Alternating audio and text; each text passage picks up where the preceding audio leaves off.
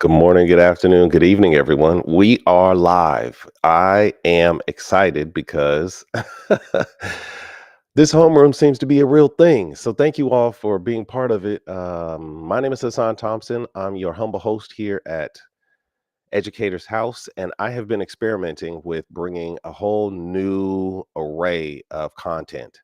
You can check out some previous replays, so I'm going to try not to be too redundant, but this is a place where we bring educators of all stripes, parents of school age children, concerned community members together to discuss, in particular in homeroom, the hot news, the hot button issues. We have space for educators and our education community to come together.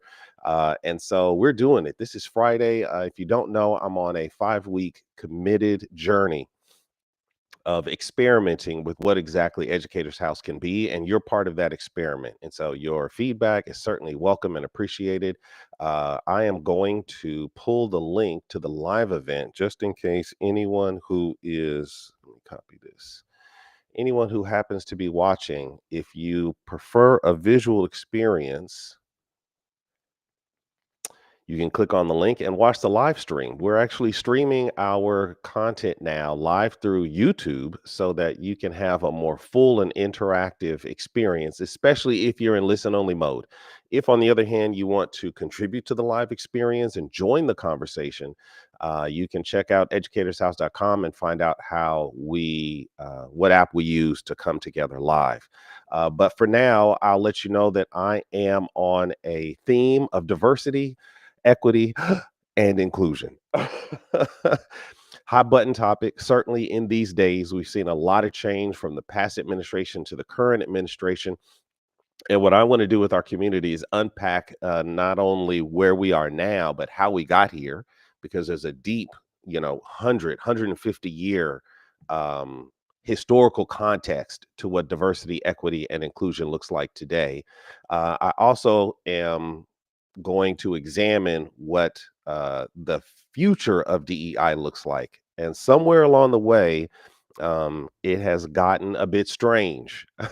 So we're going to be looking at that part as well. In terms of announcements, before we get too started, I just want to give greetings to Aurora and Cool Heat. Thank you guys for coming through.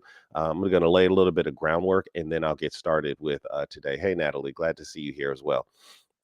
Um, in terms of where we've come in homeroom, we meet every Monday, Wednesday, Friday. It's a morning show, so it's about 4 o'clock in the morning Pacific Standard Time. And we have been looking all week at the various shades of diversity, equity, and inclusion. You can check out our past episodes over on the YouTube channel.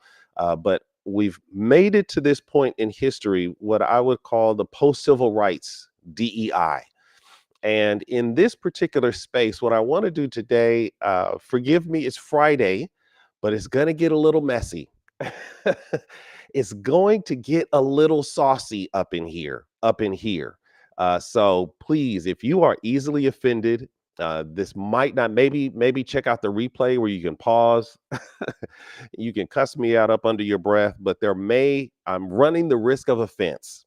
So I just want you to be fairly warned about that part. Because what I want to do today is to look at DEI from the lenses of various groups. So I am interested in seeing what and why DEI is so important from the Black perspective. I'm looking at it from the white perspective, and I'm even going to pull some content from the Asian perspective today and see if our community can unpack what DEI has been looking like from the lenses of those who are impacted by it. I also have already done a piece on this issue of diversity versus what would I call it? Credibility, right? If you're diverse and you're here, is it because you're diverse, or can it possibly be because you're qualified? Um, Final announcement, and then I'll jump right into it. On this coming Sunday, 2 days' time from the time of this recording, we're going to be back live for the full 2 hour conference. So, our community is going to come together in our typical professional grade manner, and we're going to be looking at the historical context. So, I have a special guest coming in, and for about an hour, for about 2 hours, we're going to be looking at this 150-year actual history to lay the groundwork for this multi-part series on diversity, equity, and inclusion that I'm trying to tackle. So we're going to lay the historical context, and then I just got confirmation. I'm excited. I have to still work out the details, but I do have another featured speaker, a special guest coming for the following Sunday. So if I can check my calendar, and if you have your calendar, now would be a good time to take it out. We're talking about on Sunday, May 25th, you're going to see us do a presentation on that deep historical context that I discussed. And then on first Sunday after church on June 1st, we're going to be back again. And this is where we're going to hone in on that from civil rights about the 1960s up to the 1990s, what some would call, in fact, what both the conservative and the liberal side of the aisle would call the golden era of DEI. The conservative side would say this is where we actually started to get it right. And then after the 90s is when it sort of fell off of the railroad tracks. The liberal side would say this is where it all started and has since progressed to be more inclusive, more. So I'm excited about that, and I have a feature speaker for that. And then on the following Sunday, this is when we're finally going to get to the heart of the matter as it relates to Educators House. After laying all this groundwork and putting everything in context, we're going to get into this intersection of DEI as it intersects with with education. Hey RJ, glad to see you here as well. So it's going to be an interesting journey, and we're going to do this deep unpacking, and I am here live, ready or not, here I am. So I'm glad that you're here with me, and I figure we should just get into this. So if you are in the audio app, I'm going to play the sound. If maybe Aurora, if you don't mind, give me some feedback on the quality of the sound. But if you prefer to watch what I'm playing, then you might want to go to YouTube, because I'll actually be showing the clip in a more interactive way. The one challenge I will say for my live attendees, yeah, I'll bring you up, is there's a significant delay between what happens on the YouTube and what happens on the live audio app that we're on. So it's kind of difficult to listen to them both at the same time. Okay, so with that said, let me see if there's anything going on in the chat. Okay, the YouTube chat is clear. So I'm going to start with, all right, now, I'm sensitive. Erica Badu warned us, I'm sensitive about this particular scene. Let me see if I can pull it up. New scene. No, welcome. Husan, everything sounds good. We can hear you well. Okay, the real challenge is going to be when I play the clip. Sometimes the audio clips work and sometimes they don't come through clean. So um let me sorry everybody, let me just do my little technical thing here, and I'm going to share this. All right, I guess that'll have to be close enough. Okay, we'll just get into it. All right. So I'm sensitive because this is my president. Don't you dare say nothing about my president. But I wanted to land the plane as it related to what we did talk about in terms of qualifications. I think this is really inspirational, not only from a DEI perspective, from all of our perspective. If we find ourselves at a new table, hold on to this advice from my president, Barack Obama's. Yay. These tables with folks with fancy titles, and you talk to them and you go, oh, they ain't all that. This idea that somehow they are so special, they're so smart, they're so sophisticated.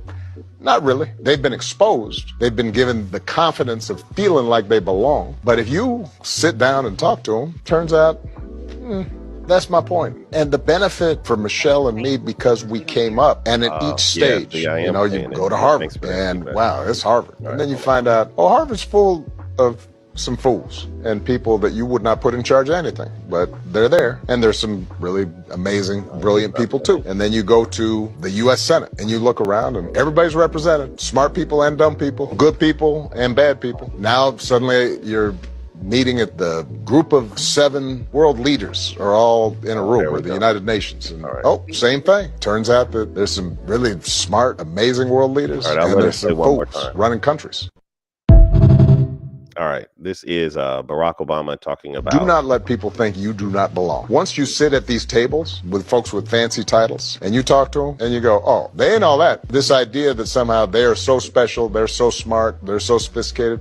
Not really. They've been exposed. They've been given the confidence of feeling like they belong. But if you sit down and talk to them, turns out, that's my point. And the benefit for Michelle and me, because we came up, and at each stage, you know, you go to Harvard and wow, it's Harvard. And then you find out, oh, Harvard's full of some fools and people that you would not put in charge of anything, but they're there. And there's some really amazing, brilliant people too. And then you go to the U.S. Senate and you look around and everybody's represented. Smart people and dumb people, good people and bad people. Now suddenly you're meeting at the group of 7 world leaders are all in a room, or the United Nations. And same thing. Turns out that there's some really smart, amazing world leaders, and there's some fools running countries.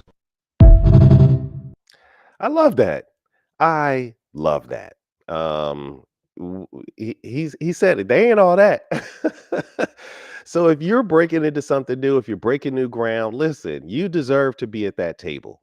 Bring your full self, because while they may seem so smart and sophisticated, not really. Go to Harvard, go to the U.S. Senate, go to the highest echelon of leadership, and you're gonna find some smart folks and some dumb folks.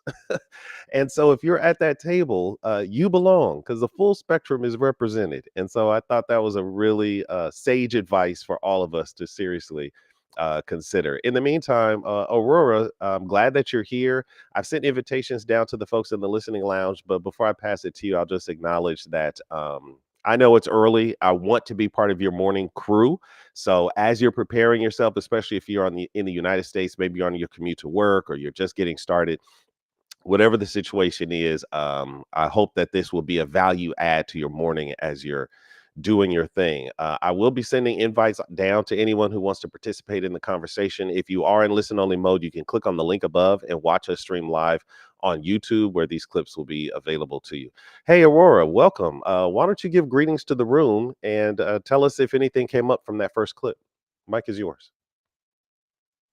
Good morning, and thank you, everyone. And yes, in Chicago, it's about 6 o'clock in the morning. Well, 6:12 now.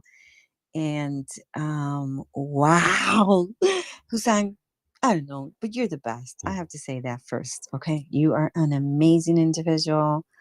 I've seen, or I mean, I've heard. Well, I've seen some videos, and then I've seen your YouTube, and then I've heard you on other channels, and just want you to know that I appreciate you. And I don't know what else to say, but you're amazing. So, Barack Obama, yes, he was and still is my president.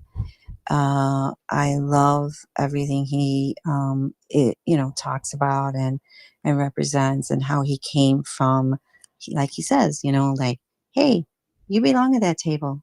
Who cares? Look at all the people that come up and start talking, and sometimes they're good and sometimes they're not. They're not doing the right thing.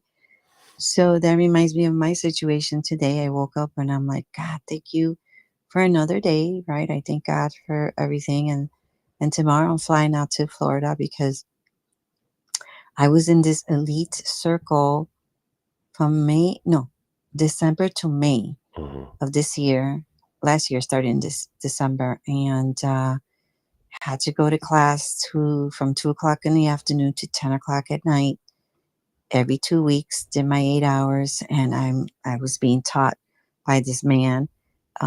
He's a multi-billionaire, and for my business, what I'm doing, and I used to think, what am I doing here? Do I Hmm. belong here? Oh my goodness, what's going on? What's going on? Why is this for me? Why is this happening? I know that And feeling.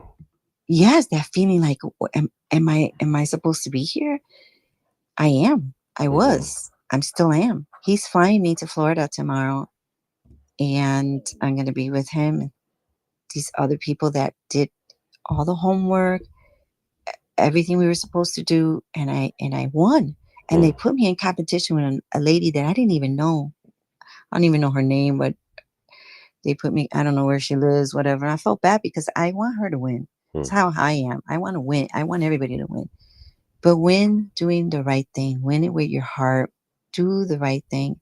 And I think um, President Obama is like, stand up. He stood up and he still is standing up for us. I am so proud that he is here in Illinois because that's where I live. Mm.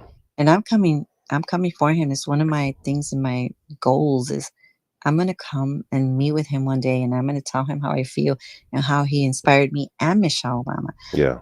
how they inspire me and made me feel like, hey, I do belong.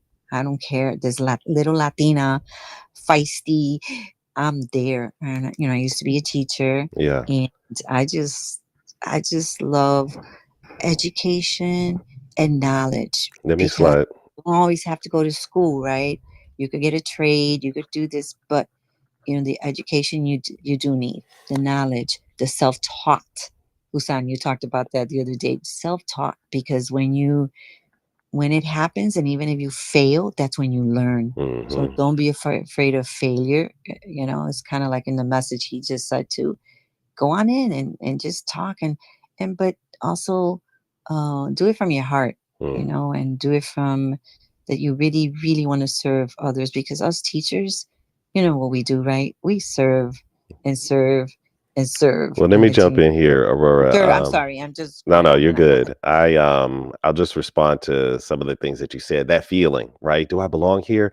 I'm struggling with that even to this day. Even being on this live stream and running these rooms, I have that feeling like, am I authorized? Am I qualified? And even though intellectually, I'm sure that I am, but that feeling is something that I think we all need to overcome, especially if we're going to move beyond our current circumstance. And just for the good of the group, Aurora is a feisty one.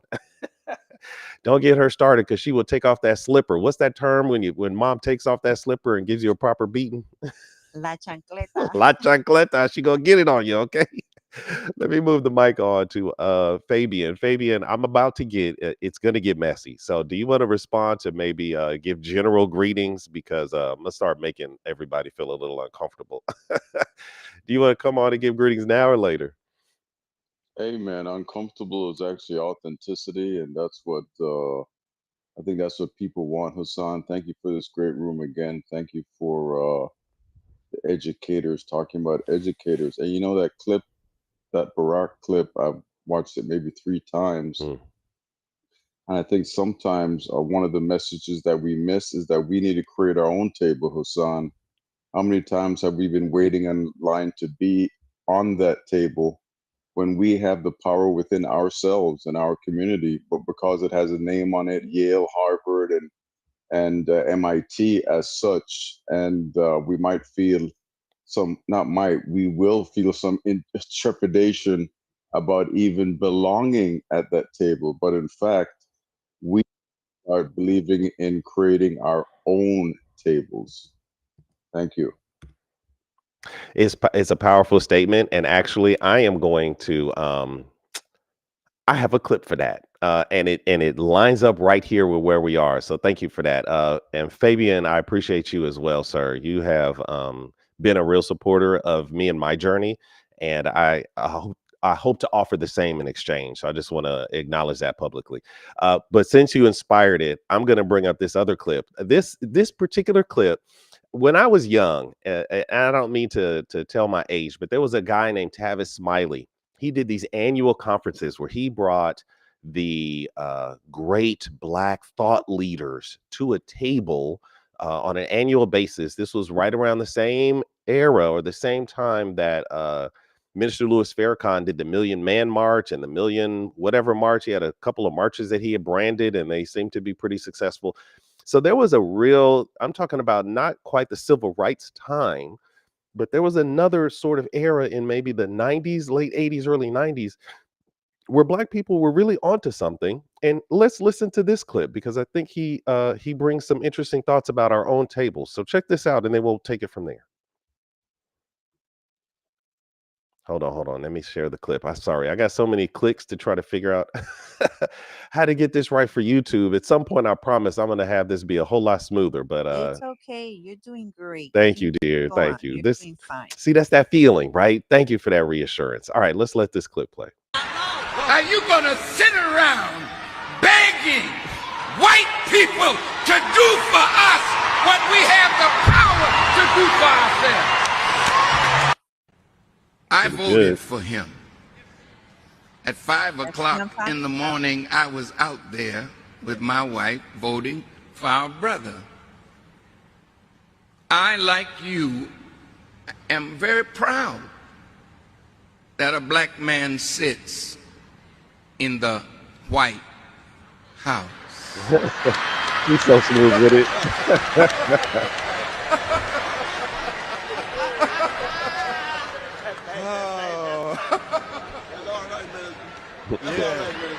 But I also understand very clearly, Jesse Jackson is there. and Cornel we West. should understand that it is the White House.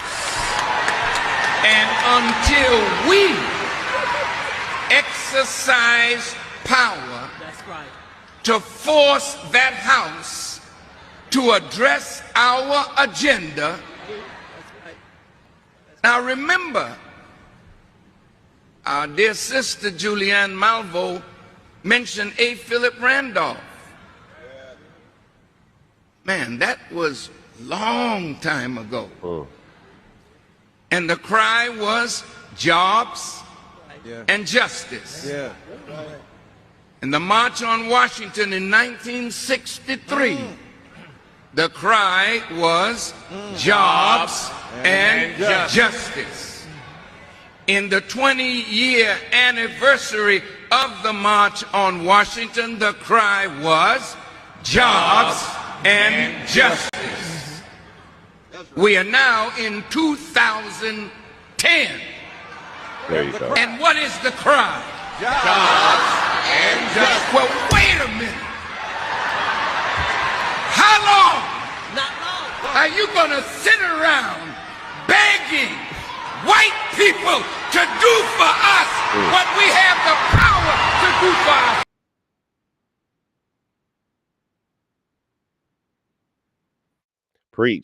Preach, preacher, as they say. Goosebumps. Oh man, it's powerful. So you're absolutely right, Fabian. You know, if we shift our thinking, if we can start to coordinate our efforts, then all of this politics, all this optics, all of this, it really doesn't matter because we can create our own. But you know, it's more than a notion. What do they say? Simple is not always easy. So the solution is simple. But getting there, boy.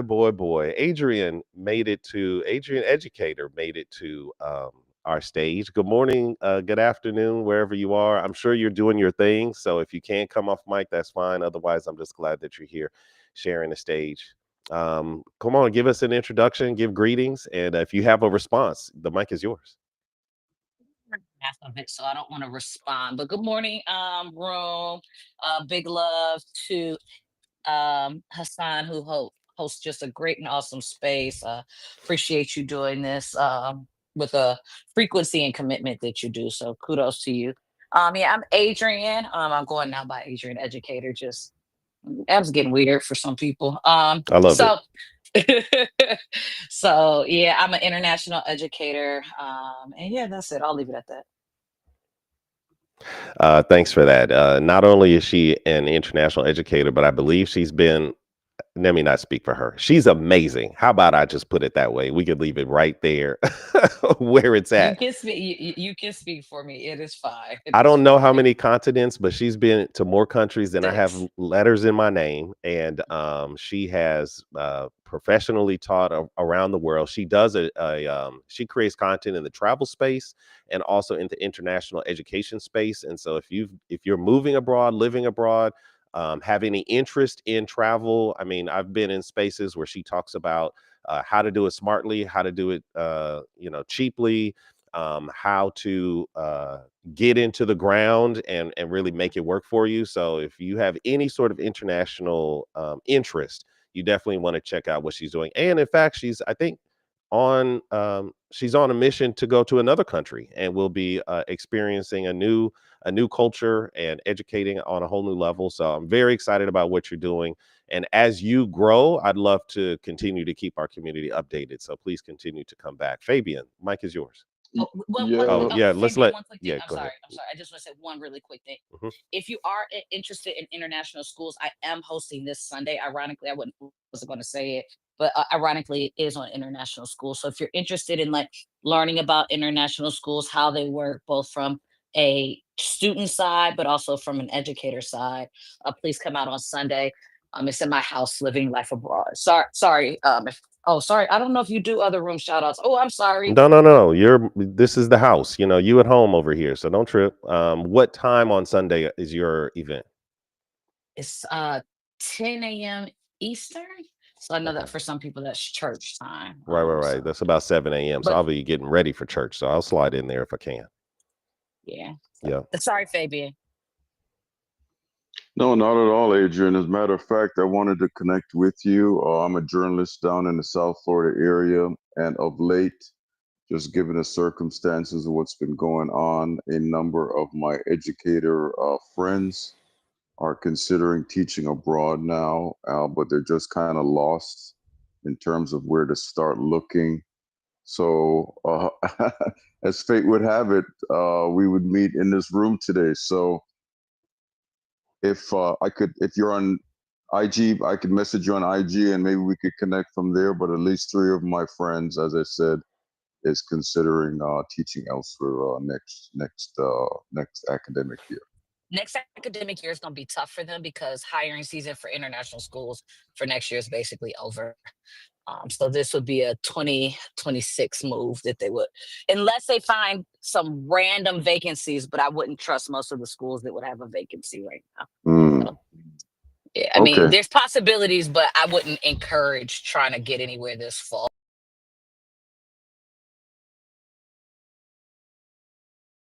You guys should connect, or at least Fabian kind of facilitate introductions, because if people need insight, she's got both the insight, the experience, and the expertise. So I would definitely encourage that. Aurora, did you want to jump in before I get into my next piece? No, just if you guys could put your contact information on the chat line, we could all grab it and then we can then connect, because international teaching, wow, that's really awesome. I know a lot of teachers and they're always like so drained, and they want to do something else, and that's something that might interest someone. So please leave your information in the chat, please. Thank you.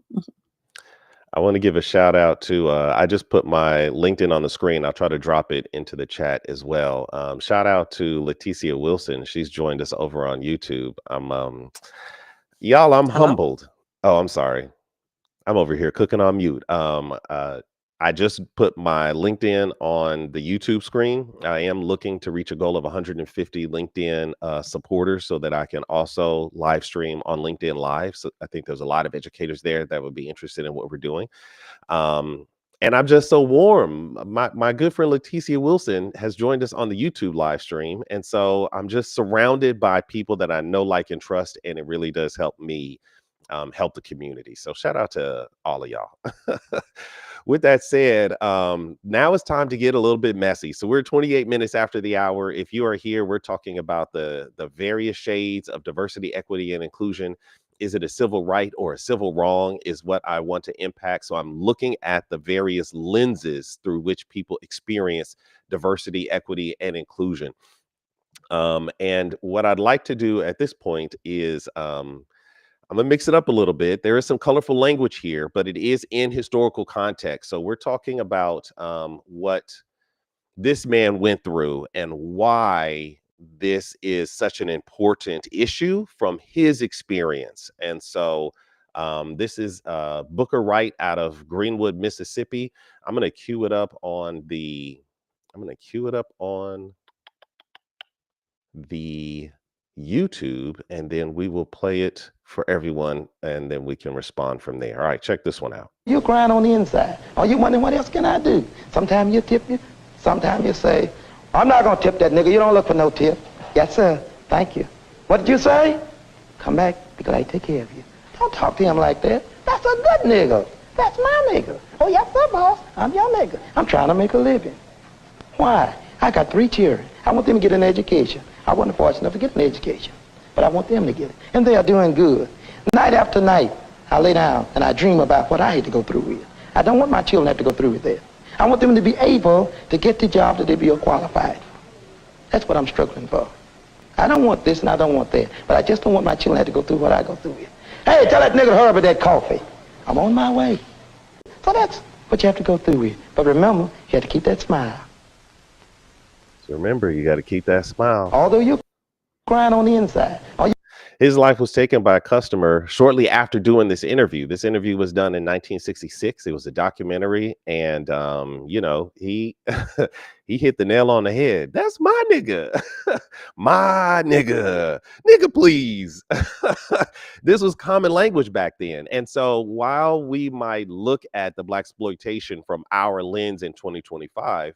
Here's a porter, a waiter, you know, serving coffee, and he has to bite his tongue. Yes, sir. I'm glad you come and come back again. I don't need no tip, boss. You know, this was not unusual language. We can look at it and parrot it in 2025, but this was the lifestyle, and all he wanted was for his children to have an opportunity that they qualified for. Is that too much to ask? No. But do we need formal federal policy in order to create that kind of access? According to him and the experience of those that lived in, I think the answer is yes.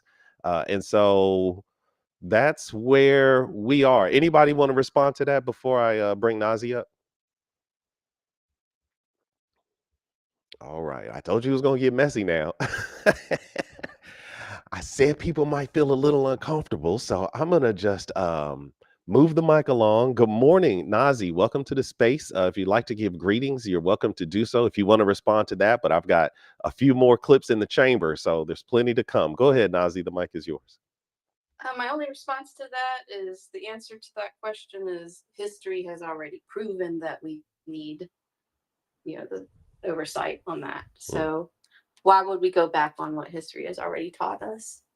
And on a lighter note, I just wanted to tell you, I hope you'll celebrate with me that it is the last day of school here in Texas. Let's go. Where's my clapping sounds? I'm gonna get it together. If you want to support my effort, then I'll try to drop a link where you can leave a donation. Actually, Adrian here was my very first Kickstart supporter to this project of my public launch, and so shout out to you, big hearts, Adrian, and this whole community. You guys are really amazing. But at one point, I'm gonna get one of those cool little pads where I can push a button and you'll be able to hear the applause, but I'm not there yet. So thank you. But congratulations, last day of school. Actually, let me see. Since you're here, I'm inspired to go straight to Texas. And so where is, I lost it. Say it ain't so. I did lose it. Oh man. I think it's worth it. I'm going to try to find it. In the meantime, I'll play another clip, but I have a clip straight out of Texas. And so I'll give you that homage. But here's another lens. So what I'd like to do at this point is this one comes from Every Day is Juneteenth. I found this clip on Instagram. And so we've got the lens from this black male porter or server from 1966. But let's look at this lens from a white man's perspective. Please enjoy. Oh, wait. I got to get the cue up. I got to get the cue. So here we go. All right, check this one out. And you remember the KKK, right? We think of the KKK as a kind of racist, and it was just about race. But who else was the KKK not so happy with? Catholics and Jews, right? Why is that? Because they were not white Anglo-Saxon Protestant Christians, right? Even the KKK is an ethno-religious movement. It's always been that. And how many Americans still believe this idea? So we ask a question that just said, do you agree or disagree that the United States was intended by God as a promised land for European Christians so they could set an example for the rest of the world? 30% of Americans agree. Where do you have majorities who believe that statement? It's two main groups. One of them are white evangelical Protestants, kind of my people from the South, Baptists and the like. A majority of them affirm that statement, and a majority of self-identified Republicans. And today the Republican Party is about 70% white and Christian, right? In a country that's only 42% white and Christian, right? So you can just see these lines of party, race, religion aligning, right, around this very, very old idea that is still very much with us today. Click the link in the bio to get the book. And you remember the KKK, right? We think of the KKK. So there's this interesting intersection between party, race, and religion, and how they intersect. And what we find when we see the resistance or the friction to diversity, equity, and inclusion movements, it tends to come from, as he describes it, the white evangelical Protestant Republican group, which is, they kind of concentrate into this crew. And so then it starts to become this distinction. Is this white person just another white Christian nationalist, as we've said?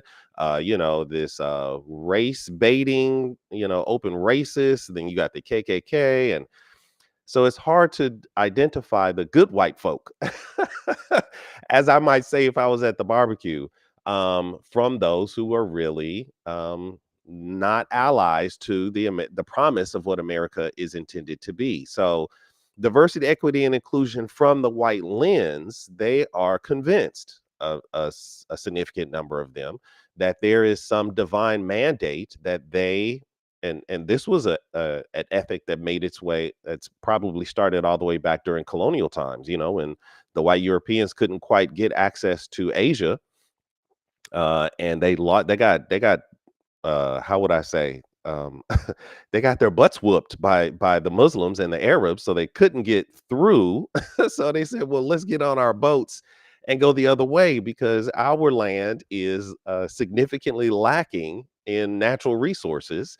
And as they started to try to travel around to get to Asia or India, along came the transatlantic slave trade. It's very interesting. I'll do a brief digression, and then I'll open up the stage. I'm reading The American Pageant, and I got inspired. I have another clip. I may not play it today, but I'll probably cue it up on Sunday. So Sunday, we're doing the full 2-hour live event as well. Ours, Adrian, is a little bit later in the day. So for us, it's going to be at 2 p.m. Pacific, 5 p.m. Eastern. And I have a special guest coming, and we're going to look at this deep history from 1865 to approximately 1965. What was going on, diversity, equity, and inclusion as a journey over that 100-year span. Anyway, so it's very interesting how that plays. So I'll yield the mic to see if anybody wants to respond to that, and then we can move on to the next piece. Aurora, go ahead. I just think that this again is amazing, Husan, and I'm glad that there is history, because we have to learn about history so it doesn't repeat itself, especially the people that want to do something. Because the people that want to stay back, well, there's nothing we can do, right? We can lead the horse to water. We can't make him drink it. But in order to make a difference, we have to stand up, right? And those are teachers, activists, people that really want to make a difference. Like me, I want to make a difference. I'm 63 years old, but I'm still making a difference in my own community. But I know that some people don't want change. It's hard, or they're scared, or they think that, this is going to happen again, especially with what's happening with our administration. They're thinking, oh my God, this is what we're talking about. But that cannot stop us. Hmm. That cannot stop us from what we're doing, Husan, what you're doing, giving us a voice, doing what's right, because some people say, yeah, yeah, yeah, yeah, yeah, they're cheering out, but they don't do anything. And it kills me. And that meaning supporting each other. Just like Kuzan, you say you need a lot of support. I don't even know how to support you. I want to learn. Same thing with me. I need support. I'm a small business owner. My husband's a small business owner. My child is just starting his own business. Hmm. But we used to work. And the man, like he said, used to work for doing it the white way. We don't have to do it the white way anymore. It's not about the white man anymore. Hmm. It's about the human race, There it the is. human person. It's who you are, what you want to become. This land is about opportunities, but let's, speak out. We have the right to speak out, Yeah. but we also have the right and our obligation to learn so that we could be powerful. And this is regarding wealth, your health, your attitude, the way you conduct yourself, the way you dress, the way you speak. I'm sorry, that all comes into play, and it makes a difference. It makes such a difference. And my child, he's beautiful. He has his dreadlocks. I'm from Puerto Rico and my father's from Mexico. And I love him, and he just looks adorable. All right, I Mama. walked into this white restaurant, Italian. It was Italian. Hmm. Walked in, he had his little, beautiful dress. I thought he was dressed nice, but he had his baseball cap on. So they made a big deal about it. They made a big deal. They came up to us and said, "We would love to serve you, but he has to take off his hat." And I'm thinking, wait a minute, is this a little racist?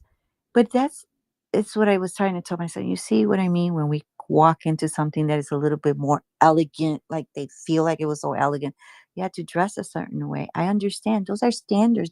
That's just putting up your standards. Hmm. And I don't think there's nothing wrong with that.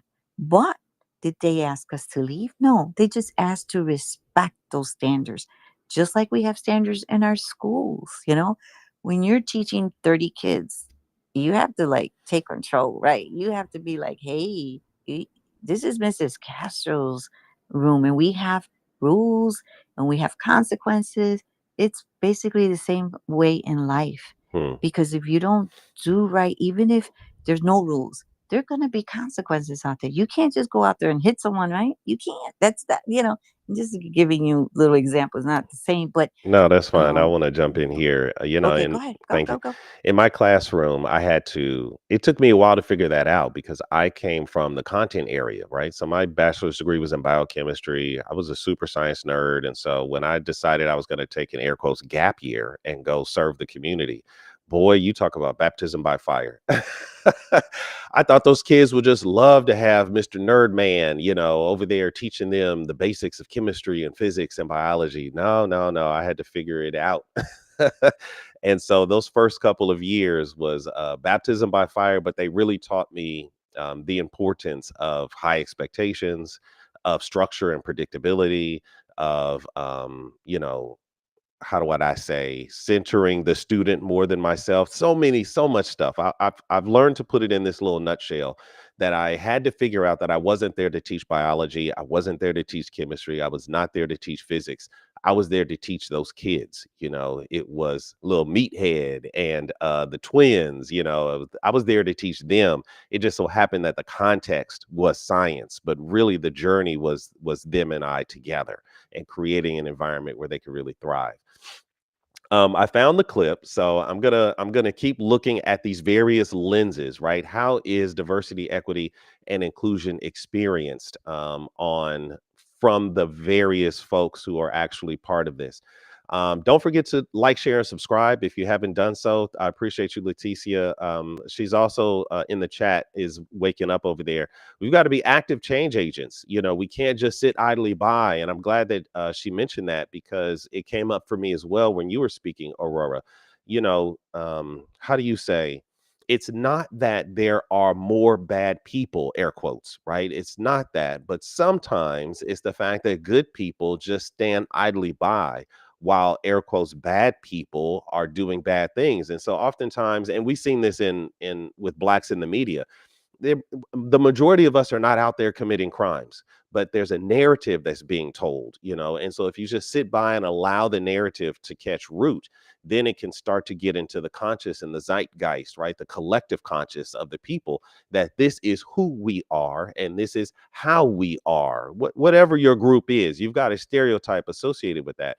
And so if the call to action is how many of us who are really here to represent are going to stand up and actually engage the bad behavior, right? Uphold the standards of excellence that we want to see in our community. And so with that said, I'm going to slide over to this next clip.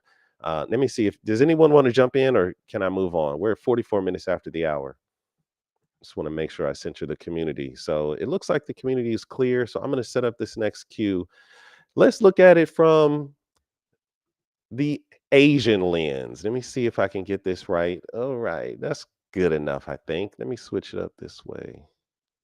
All right, if you happen to be, oh, I see. Okay, now let me come side by side.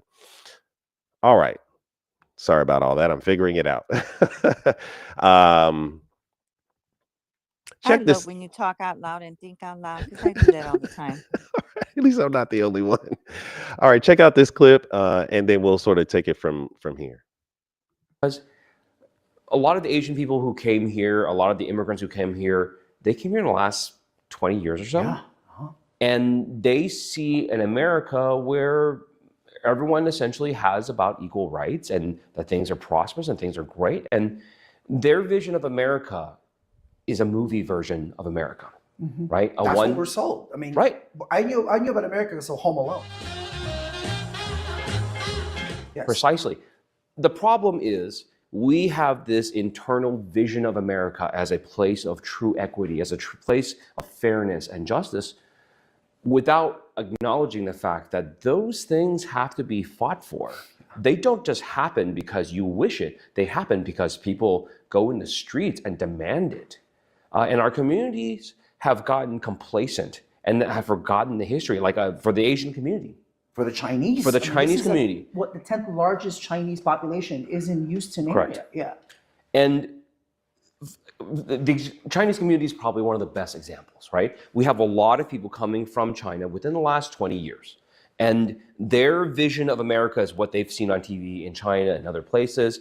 And they come here and they say, everything's wonderful. Why do I care about civil rights? Why do I care about immigration laws? Why do I care about any of this stuff? Everything is great. I'm making lots of money. People leave me alone. But they have never seen that the history of Chinese people in this country, the brutal, horrific history and the terrible things that have been done to our people in this nation over the last 200 years, older, more established Chinese Americans saying, hey guys, things were really bad in the past, not that long ago, right? We were banned from coming into this country until 1965. That ain't that long ago. We were banned. Yes. Right? Like, yes. Yes, people forget that. Right? And I mean, we had the Chinese Exclusion Act. The Chinese Exclusion Act, the first U.S. law restricting immigration based on race. It lasted from 1882 to 1965. In 1942, the government repealed it on paper. They repealed it on paper to satisfy the Chinese government so they can unite and fight against the Japanese in World War II. But they hated our community so much that they kept those policies in place just by sheer force of will for another 20 years. Here in Texas, where you're in a district where majority Latino. Right. Can you talk about the relationship between the Latino community and the Asian community here? Certainly the Asian immigrant community and the Latino immigrant community. And I think you've hit exactly the right point. It's not just Latinos, it's not just Asians, it's not just African Americans, it's everybody. Right? Yes. Our country and the forces that be, the powers that be, have spent tremendous time, effort, and money to make sure that those groups are never united, that they always see each other as enemies and as competitors, without ever realizing that they share one thing in common, that their oppressors all are the same, right? The oppression comes from one place. And I always tell people the day the Latino, African American, Asian, and other communities realize that they share the same oppressor is the day we start winning. It's the day we start winning. And I'm here for that day. Let us start winning. Yes. Oh my goodness. How powerful. Powerful, right? Yeah, it's thank you, Sharon. And I've got a few other folks here in the listening lounge. So a big shout out to Bill. I'm gonna invite you up on stage. ZZ. It's a little spicy, ZZ. I know you're a very sophisticated woman. If you're here in the live, ZZ is one of the most special content creators here in this space. She has women. Let me make sure that I get it right. But she advocates for women in business. She is insurance. She's in the insurance space, but she has, let me just see if I can find it here. Recruitment. Let me just invite ZZ up. How about that? She can introduce herself. Carla's here as well. So thank you everybody for coming into the space as we are unpacking the various lenses of diversity, equity, and inclusion. Yeah, she may be in listen only. I get that too. But yeah, let's so we're looking at it here, right? And so here we see this is a representative in Texas who is speaking about this very intersection and how he is experiencing it. Later on this video clip, and I left the link in the chat. Oh, in fact, I should leave the link in the chat for YouTube. Hey guys, if you guys want this link as well, bing, bang, boom. It's a full like 30-40 minute interview. And in there, what he also talks about is how Asian American rights were built on the blood and the backs of the Black community. And so a lot of times they take for granted, as he mentioned, how great America is, but it took a lot of blood, a lot of sweat, and a lot of tears and a lot of arrests in order to get here. So shout out to him. I see we got some new voices on the stage, so I definitely want to center the voice of our community. So I'll go in the order that I see you. So Bill, greetings to you, and then we'll go to Carla. Bill, what's come up for you so far? If you're ready, introduce yourself, and the mic is yours.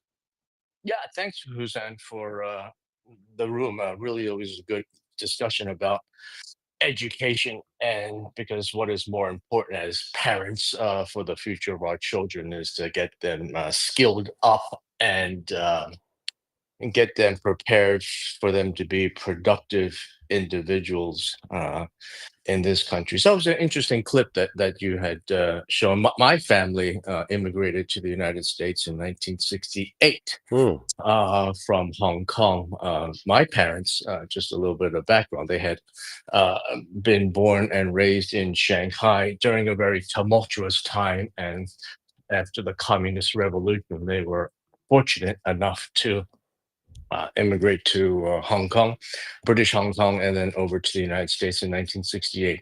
Yeah, it's interesting. I think there's I just want to share one thing about certainly education in the Asian community, specifically the East Asian community, just as some of the historical background to that. So certainly education is a very important part of the community's culture. It goes back centuries, actually over 1,000 years in China, what was called the civil service examination. And back in ancient times to really to be in a position of power was not so much in business, but was to be in the government. And to join the government, you had to pass what was called the civil service examination, which was open to anybody and everybody across the country. So certainly back in those days, it was a poor country and certainly mostly agricultural and agrarian. Most people were farmers. And they had many kids. And so what would happen is like you would pick one kid. If you had 10 kids, you'd pick one kid. It's like, you are not going to be farming. You're not going to be working in the field. You're going to be studying. And because we're going to focus on you to pass the civil service examination, you get into the government, you get into a position of power, and that will provide benefit to the whole family. So certainly that was very much of a primary objective of passing this civil service examination that was open to everybody. So I think that was a sort of a sense of the foundation of, education as a means to a better life, regardless of what your position was. And that really became, I think, very much ingrained in the culture and the society of people from China, Korea, Japan, Southeast Asia to a lesser extent. But that was really the foundation. And I think as we look in modern times here in the United States and the Asian community, yeah, certainly a lot of them have come over. Um, Not all of them came over with means. A lot of them have come over that are poor. Actually, in New York City, the Asian community, I think 24% of the Asian community in New York City live below the poverty line. But there still remains that very much, not all, of course, but very much still there's very much of a focus on education. And I think there's something called the tiger parent, where the kids are very much intently focused on education, very much focused on STEM, and so that has been the foundation of what a lot of Asian immigrants believe as chasing the American dream in this land of opportunity. So I just want to share that with you. Thank you.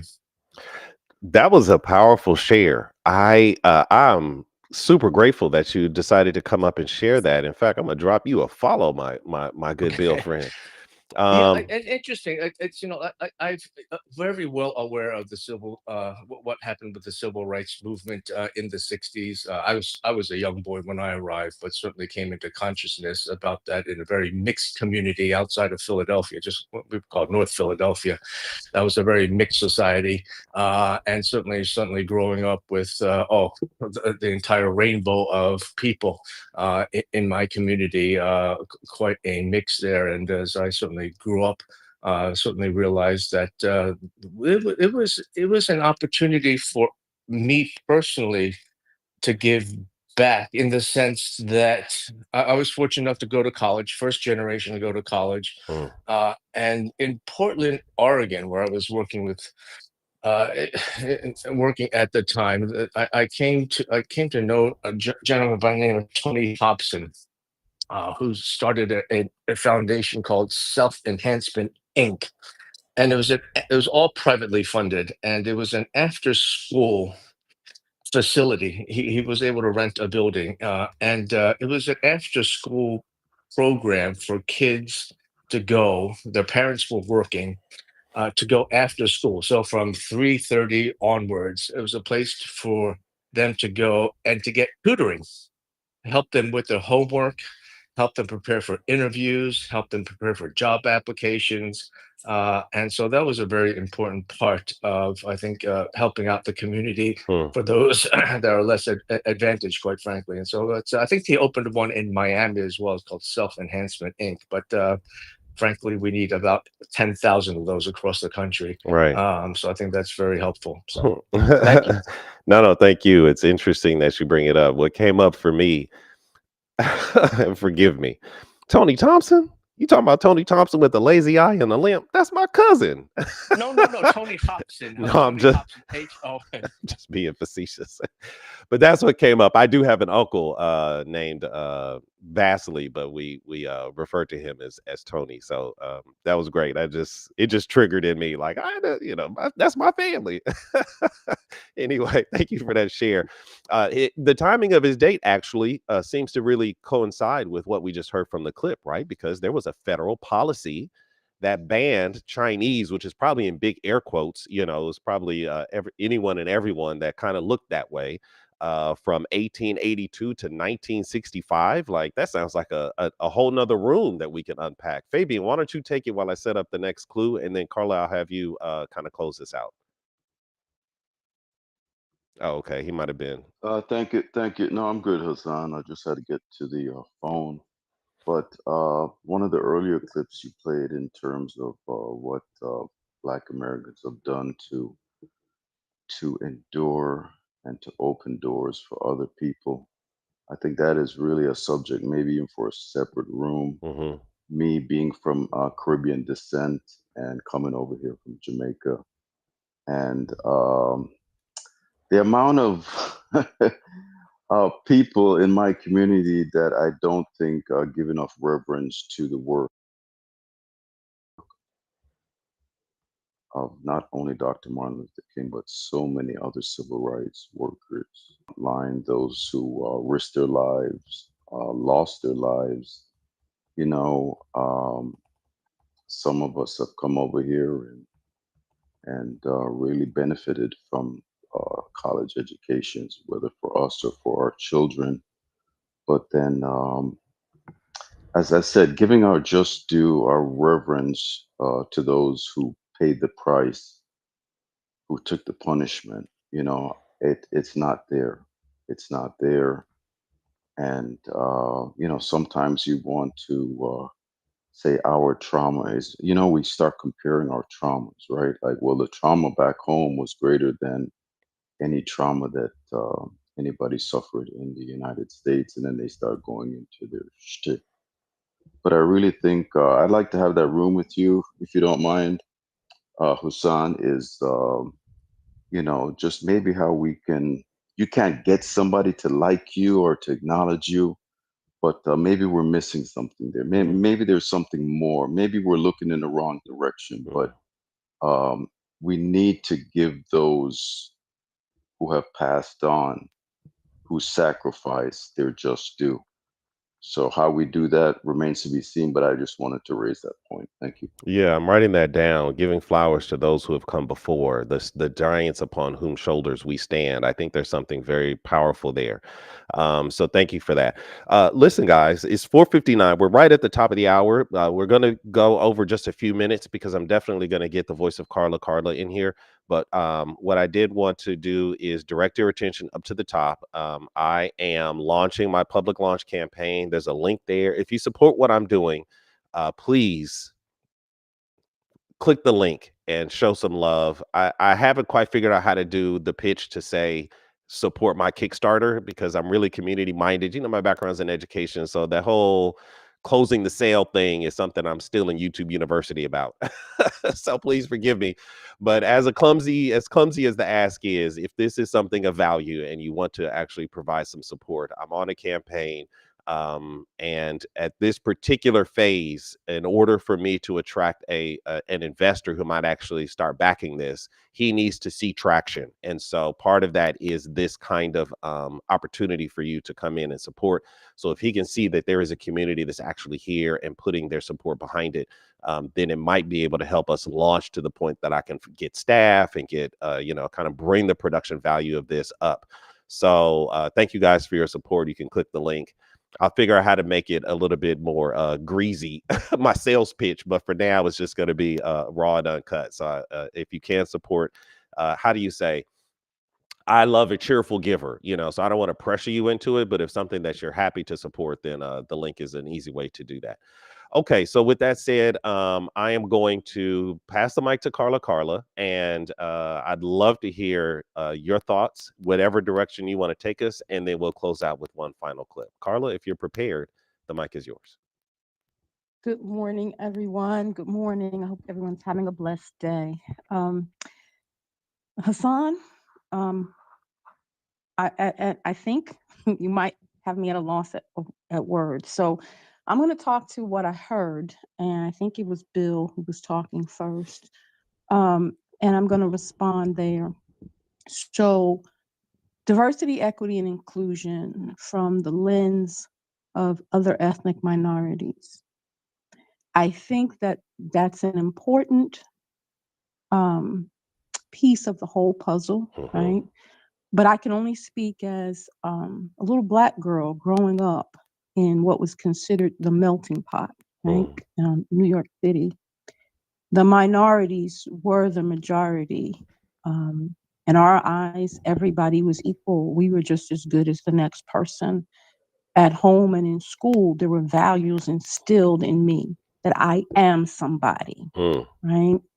It wasn't until the 7th grade, and even then I didn't realize it, when the majority at my junior high school, the reading level wasn't where it needed to be for the overall grade levels. And the classes that were in the excelled part of the class structure, our grade levels, our reading levels weren't enough to pull up the entire school. And so people came in to try to shut that school down, right? Because we're in it's an ethnically populated school.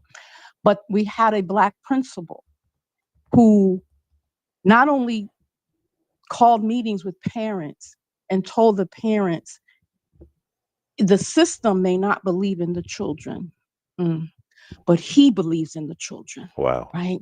And that he needed the help of the parents because he refused to allow them to shut down the voice of future leaders. And within that year, the grade levels were pulled up. The reading levels were pulled up, and they could not shut the school down.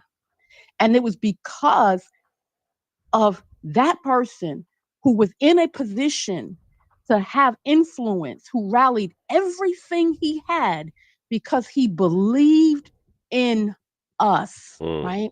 And I think that's it today. I don't even know that sometimes we are believing in ourselves.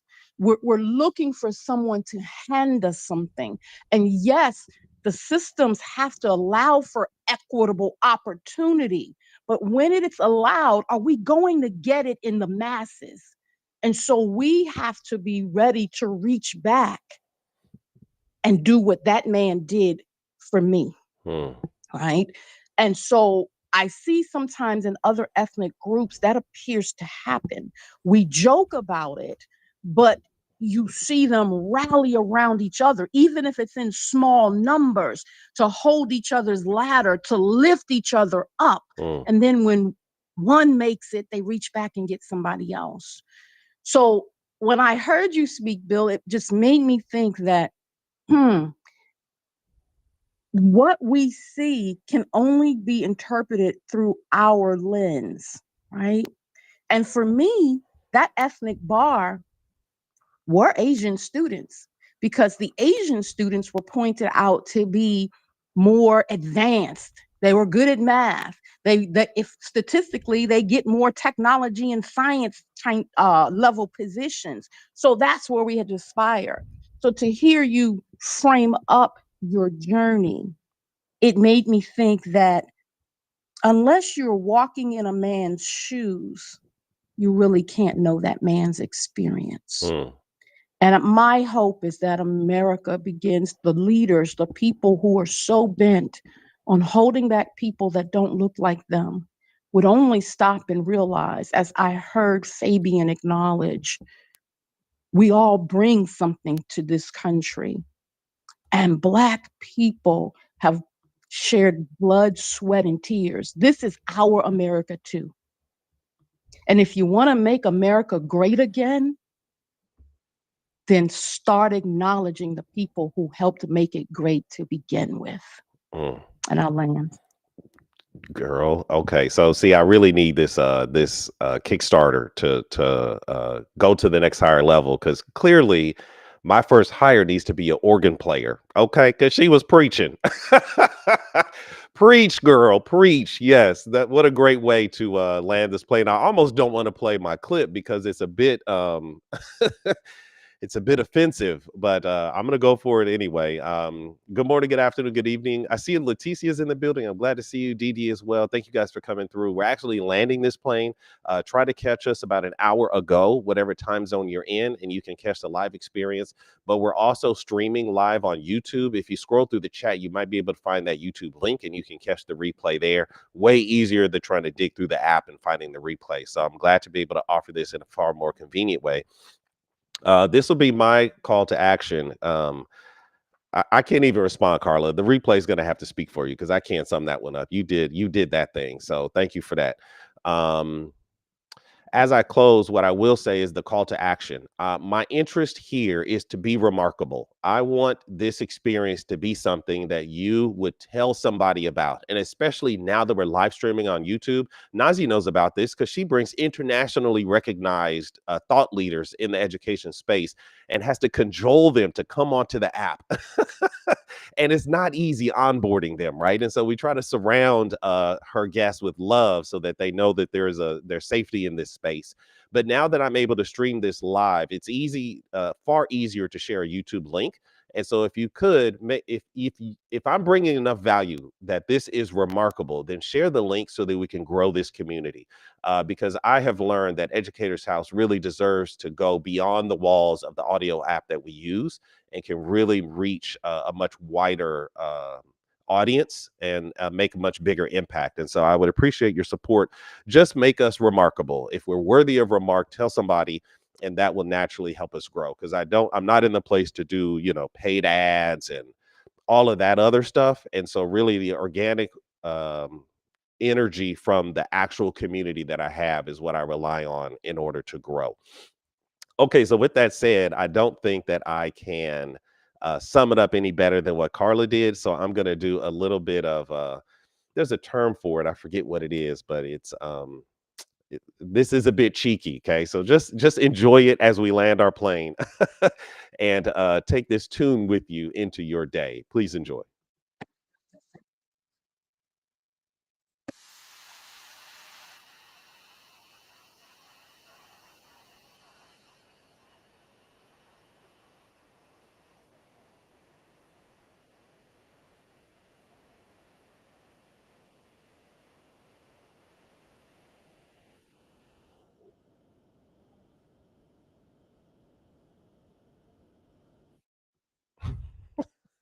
Ching chong ching. So shout out to all the people who shared their shades of diversity, equity, and inclusion. We heard from the Caribbean, we heard from the Chinese, we heard from the Latino experience, we heard from the Black African American experience, and we want to hear from you. So if you are interested in this kind of a thing, please join us on a regular basis. I'll be back again on Sunday for the live full 2-hour conference.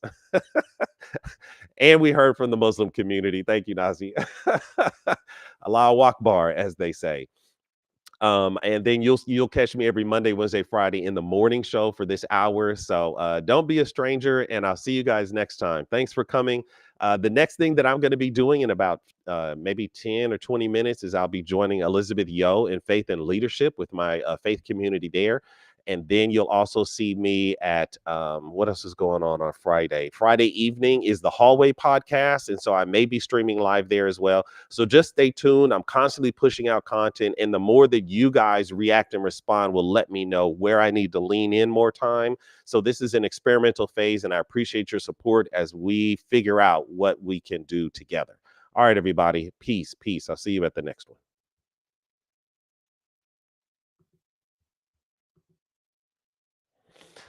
All right, we did it, guys. That was YouTube. I don't know if I actually shared the audio of my last piece, so I'll share it one more time because I don't think it came through. I think the only way I can get it to come through is if I share the screen. So this is tongue in cheek, but I think it is a great summation of the voices that we heard in a very irreverent way. So please enjoy this this clip. Celebrate our differences.